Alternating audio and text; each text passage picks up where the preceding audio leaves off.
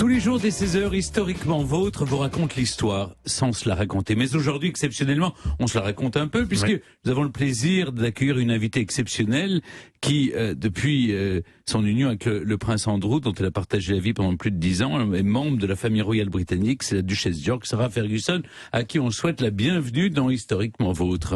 Et nous avons le plaisir de vous accueillir à l'occasion de l'apparition d'un roman, votre dernier roman historique, roman d'amour aussi, bref, les deux passions réunies de notre chroniqueuse Clémentine Portier-Kaltenbach ici présente. Alors forcément, Clémentine, vous avez aimé ce livre. Oui, je vois que vous restez discret sur ma passion pour Napoléon et devant la duchesse York, je pense que c'est en effet préférable. Alors oui, Sarah Ferguson, vous venez de publier ce roman historique qui est inspiré librement de l'histoire d'une de vos arrière grand-tantes, mais le personnage est nourri de quantité d'autres personnages. C'était votre arrière grand-tante, Lady Margaret Montagu Douglas Scott, déjà rien que le nom en impose. Et ce livre est paru en Angleterre sous le nom Son cœur pour boussole, et le titre français À la conquête de sa liberté. Alors l'action se passe en 1865, en pleine Angleterre victorienne. L'héroïne, Lady Margaret, a 19 ans. Et le roman commence alors que ses parents doivent annoncer le soir même ses fiançailles avec un homme qu'elle déteste et qui la dégoûte littéralement.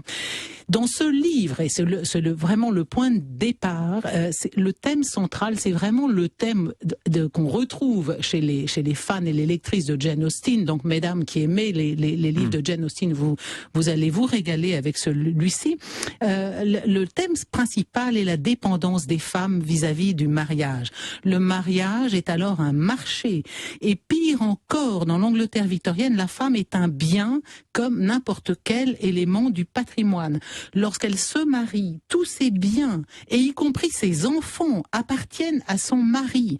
Juridiquement, elle est une mineure, une incapable.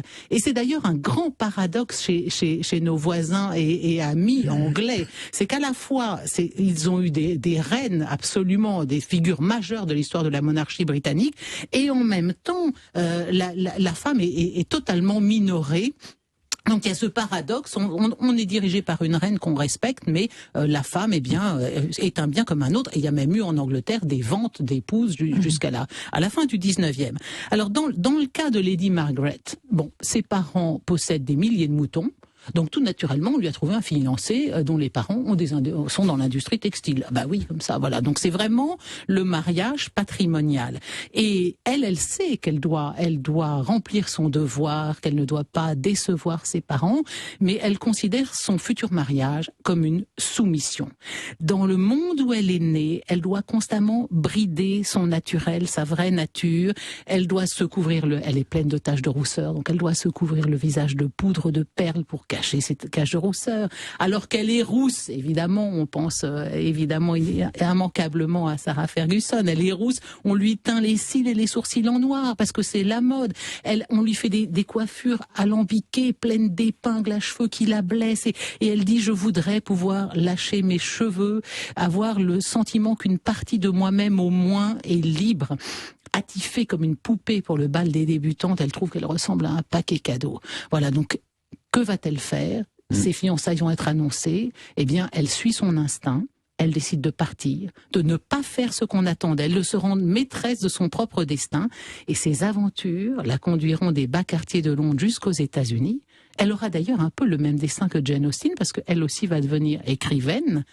Mais là où la comparaison s'arrête, c'est que Jane elle ne s'est jamais mariée, Jane Austen, alors que Margaret, elle, connaîtra l'amour, même si je ne veux pas tout dévoiler. Donc c'est la comparaison, ça s'arrête là.